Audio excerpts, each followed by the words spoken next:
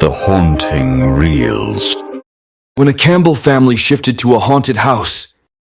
In this podcast, the Campbell family moves into a remote, old house hoping for a fresh start, but soon face terrifying paranormal events, creaking floors, moving objects, and ghostly messages. And they discover the spirit of a woman named Margaret, who died tragically in the attic. Their daughter is haunted by a doll. As the haunting worsens, a stormy night ends in the family's mysterious disappearance, leaving the house silent, but not empty.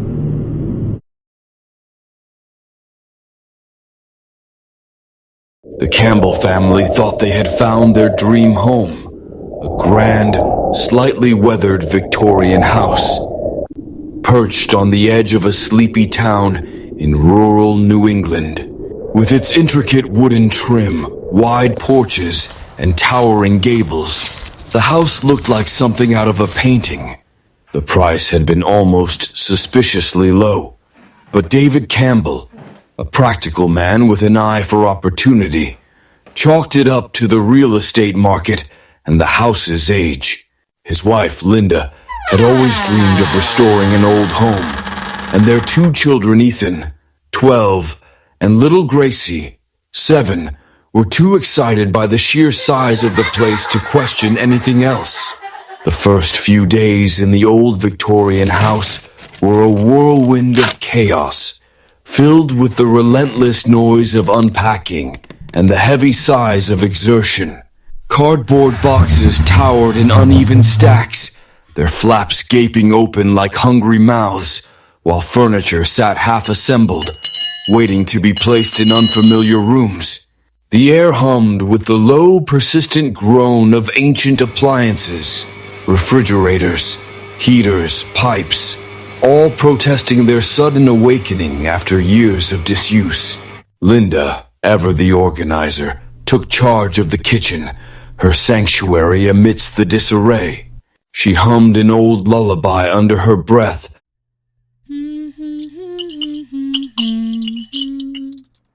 as she carefully arranged the dusty dishes she had inherited from the previous owners. The porcelain was delicate, its once vibrant floral patterns now faded with time, yet something about them tugged at her memory. Had her grandmother owned plates like these? She ran her fingers over the intricate designs, lost in a fleeting moment of nostalgia, before shaking herself back to the present. Meanwhile, David battled the house's temperamental heating system,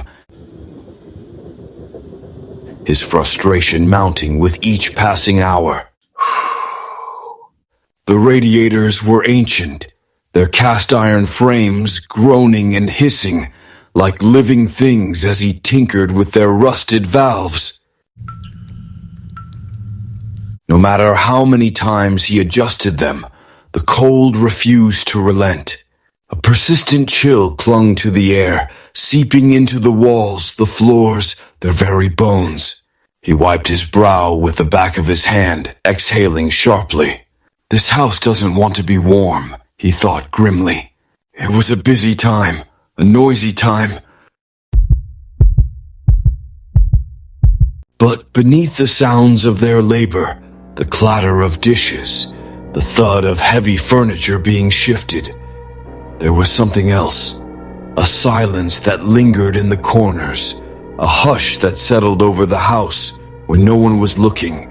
Upstairs, Ethan and Gracie explored the labyrinth of their new home. The hallways stretched endlessly, their dim lighting casting long, wavering shadows that seemed to shift when no one was watching. Gracie's room, in particular, felt different. The walls were papered in an old floral print, yellowed with age, and the hardwood floor creaked under even the lightest step. But it was the closet that unnerved her the most. A small, deep recess framed by heavy, dark wood. The door groaned on its hinges, stubborn and slow, as if resisting being opened. And no matter how firmly she pushed it shut, it never quite stayed closed. The first night she barely noticed. Old houses are like this, she told herself. But on the second night, the air changed. Gracie awoke to the soft, unmistakable sound of wood scraping against wood.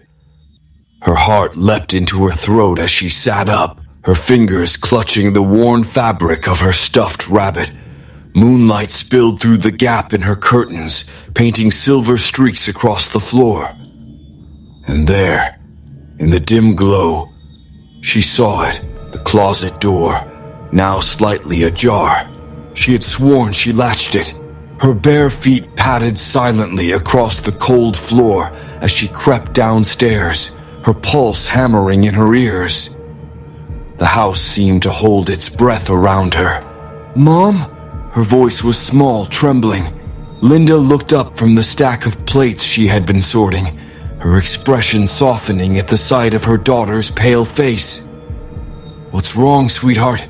Gracie swallowed hard. "Why does my closet door keep opening by itself?" Linda hesitated, then forced a smile. "Old houses settle, honey. Doors don't always stay shut. It's just the way things are." Gracie's grip on her rabbit tightened.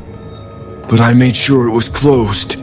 There was something in her voice, a quiet terror, that made Linda's skin prickle.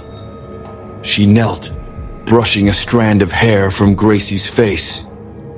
"Tell you what, after dinner, we'll go up together and check it, okay?" Gracie nodded, but her eyes remained wide, darting back toward the darkened hallway.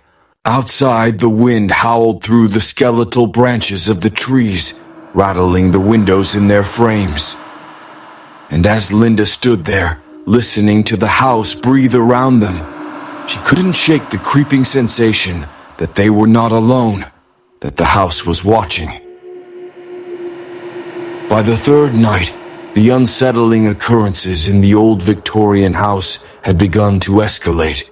At first, the signs were small, almost dismissible. A faint creak of a floorboard in the dead of night when no one was walking. A whisper of movement in the hallway, just beyond the edge of vision. The soft, rhythmic tapping against the window pane, though no tree branches brushed the glass. Then, the doors started opening on their own. David tried to rationalize it. The house was old, after all. Wood warped with time, hinges loosened, and drafts could nudge a door ajar. He told himself it was just the natural settling of an aging, home-nothing sinister. A little weather stripping, a few tightened screws, and everything would be fine. But then came the doll. Gracie's beloved porcelain doll, Clara, always sat perched on the window seat in her room. The doll had been a gift from Linda's grandmother, an antique with delicate painted features and glassy, unblinking eyes. Gracie treated Clara like a confidant, whispering secrets to her when she thought no one was listening. Her fears, her wishes, the things she was too shy to say aloud. Clara never judged, never scolded. She just watched. One morning, as David scrolled through the baby monitor's recorded footage, something he did absent-mindedly while sipping his coffee, his blood ran cold. The timestamp read 2:46 a.m. The video was distorted, flickering with static like an old VHS tape on the verge of unraveling. And then, Clara moved. One frame, she was seated on the window seat, her vacant stare fixed forward. The next, she was on the floor. And then, impossibly, she was standing beside Gracie's bed, her tiny porcelain hand resting on the blanket, as if she had just leaned in to listen to the sleeping child's dreams. David's grip on his coffee mug faltered, hot liquid sloshing over the rim. He rewound the footage, his pulse hammering in his ears. But there was no mistake, no visible hand lifting the doll, no shadowy figure guiding her. Just the eerie, disjointed jump of the video, as though something unseen had yanked Clara from one position to the next. David didn't tell Linda, not yet, but the gnawing dread in his gut told him one thing. The house wasn't just old, it was watching them. Breath caught in her throat, etched into the fog in jagged, frantic strokes, as though someone had clawed at the glass in desperation, were two words. "Help me!" Linda's heart lurched. She whirled around, her pulse roaring in her ears. The bathroom was empty. No one was there. Her trembling fingers reached out, tracing the letters. They were unmistakable, the grooves left behind by a fingertip, the edges still dripping with condensation. With a choked gasp, she grabbed a towel and swiped at the mirror, erasing the words in one frantic motion. Gone. But the terror remained. This wasn't a trick of the light. It wasn't her imagination. Something was inside the house with them. Something that wanted them to know it was there. Linda bolted downstairs, her face ashen. David took one look at her and knew. "Okay," he said, his voice tight as he grabbed his phone. "This isn't normal." He didn't have answers, but he knew one thing for certain. This was no coincidence. This was a warning. The next morning, David's exhaustion had given way to a gnawing desperation. The strange noises, the flickering lights, the oppressive silence. None of it made sense. He needed answers. At dawn, when the sky was still a murky gray, he crossed the street toward the only house with lights glowing through the windows. The air was thick with an unseasonable chill, and his breath fogged in front of him as he stepped onto the porch of a small, weathered cottage. He knocked, the sound sharp in the quiet morning. After a long pause, the door creaked open, revealing an elderly woman wrapped in a faded floral shawl. Her hands trembled slightly as she clutched a steaming cup of tea, her sharp eyes studying him with wary curiosity. "Mrs. Bellamy?" David asked, though he hadn't been formally introduced. The nameplate beside the door had given her away. She nodded slowly. "Yes, and you must be the new neighbor." David didn't bother with small talk. His nerves were too frayed. "I have to ask," he said, his voice strained. "Have you ever heard anything strange about the Hollister House?" At the mention of the name, Mrs. Bellamy's grip on her cup tightened. Her face paled, and for a moment, David thought she might shut the door on him. Instead, she exhaled slowly, her breath shaky. "You moved into the Hollister place," she murmured, as if speaking the words too loudly might summon something unseen. David frowned. "I didn't know it had a name. The realtor never mentioned it." A bitter, knowing smile flickered across her lips. "They never do," she whispered. "They don't talk about it." The way she said it, like the house was a living, breathing thing, sent a cold shiver down David's spine. His pulse quickened. "What do you mean?" he pressed. Mrs. Bellamy hesitated, then stepped aside, motioning for him to enter. The inside of her home was cluttered but warm, the scent of chamomile tea and old books filling the air. She didn't offer him a seat. Instead, she moved to the window, staring out toward the Hollister house with a haunted expression. "The last family that lived there," she began, her voice barely above a whisper.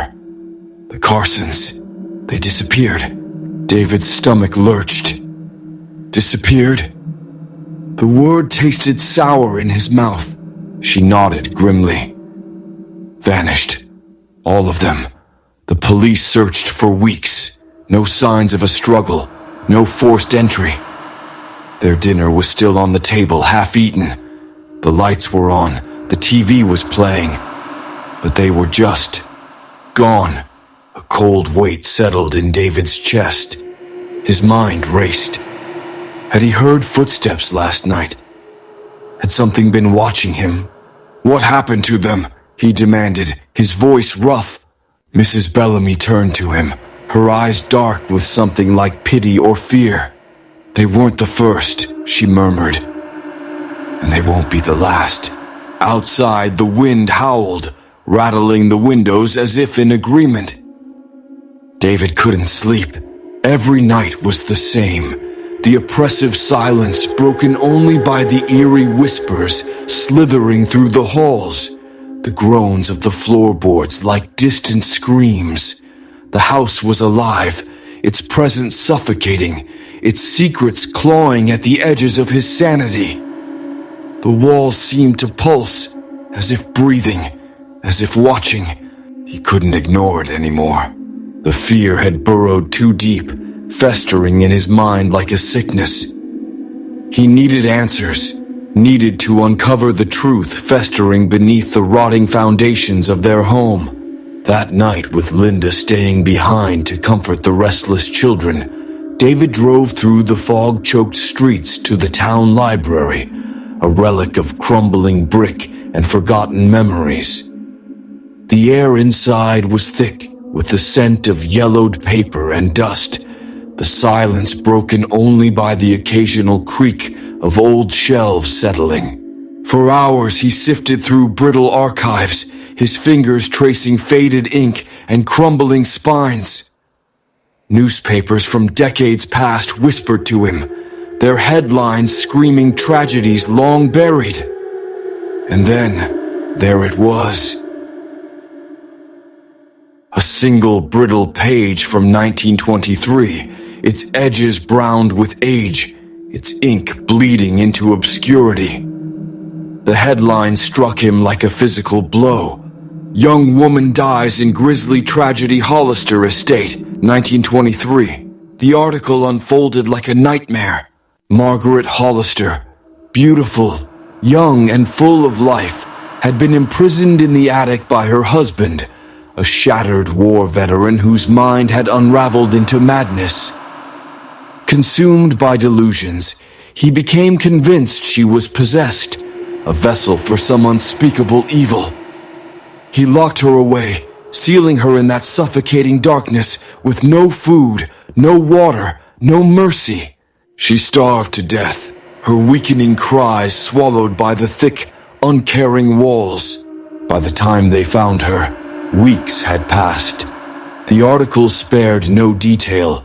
The stench of decay, the hollowed-out corpse curled in the corner, the claw marks raked into the floorboards as she fought for freedom until her last agonizing breath. David's hands shook, the paper trembling in his grip. But the worst was yet to come. Beneath the cold facts, a single haunting line stood out, scrawled as if by a desperate hand. Locals say they still hear her cries from the attic. Some say she never left. The realization crashed over him like a wave of ice. The house was haunted, and Margaret Hollister was still there. Desperate for answers, Linda made the decision to contact a spiritual medium, a woman renowned for her ability to communicate with the unseen. Her name was Serena, and she arrived at the house with an air of quiet solemnity, her long, flowing skirts whispering against the floor as she stepped inside. From the moment Serena crossed the threshold, the atmosphere shifted. The air grew heavier, charged with an eerie tension. She moved through the house with deliberate slowness, her silver rings glinting in the dim light, their faint clinking the only sound aside from her murmured incantations. Her eyes remained closed, her brow furrowed in concentration, as she spoke in a low, unfamiliar tongue words that sent chills down the spines of those who heard them. But when Serena ascended into the attic, everything changed. She froze mid-step, her breath catching sharply. The color drained from her face, leaving her ashen. When she finally spoke, her voice was barely more than a trembling whisper. She's still here." A heavy silence followed. The family watched, hearts pounding, as Serena's hands clenched into fists at her sides. Trapped. She doesn't understand she's dead. All she knows is pain, fear, and anger. Serena turned slowly, her dark eyes locking onto Linda's with an intensity that made her blood run cold. And now, she's angry.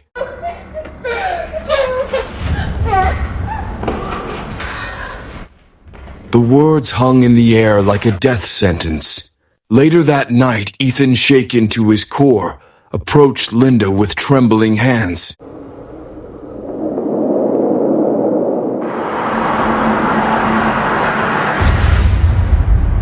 He held out his phone, his voice barely steady as he explained the photo he had taken earlier that day. It was a simple snapshot of the family sitting together in the living room, unaware of anything amiss at the time. But when Linda looked at the image, her breath vanished. There, standing between her and Gracie, was a woman. Her face was a sickly shade of white, her sunken eyes hollow and unseeing. Her lips were parted in a soundless scream, her fingers curled like claws at her sides. She hadn't been there when the photo was taken. At least, not in any way they could see. But she was there now. Linda's hands shook violently. A strangled cry escaped her throat as the phone slipped from her grasp, clattering against the floor. The storm struck without warning, a monstrous force of nature that descended upon the old Campbell house like a vengeful specter. Thunder split the sky, its deafening roar shaking the very foundations of the home. The wind screamed through the cracks in the walls, a chorus of unseen voices wailing in the darkness. And beneath it all, the house itself seemed to shudder, its timbers groaning as if straining against an invisible weight. Inside, the Campbell family huddled together in the flickering glow of candlelight, their faces pale with fear. Serena knelt before them, her voice barely above a whisper, as she recited the old incantation, the one meant to soothe the angry spirit that had haunted them for weeks. But the words felt hollow, swallowed by the suffocating dread that filled the room. Then, darkness. The candles snuffed out in unison, plunging them into an abyss so thick it felt alive. The lights flickered once, twice, fighting against the unnatural force smothering them, before surrendering completely. Silence, not the quiet of an empty room, but the heavy, oppressive silence of something waiting. Then, a sound from above, the attic. A deep guttural groan, like the house itself was breathing. And then, footsteps, slow, methodical.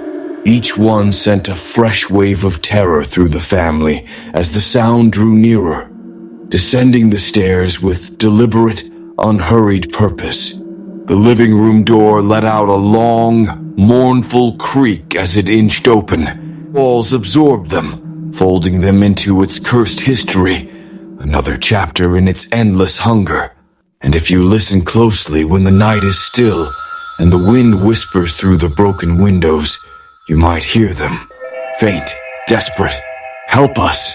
Perhaps they are still trapped, clawing at the other side, begging for release. Or perhaps they are no longer alone. Perhaps they have become part of the chorus, the ones who came before, the ones who were taken, the ones who never left.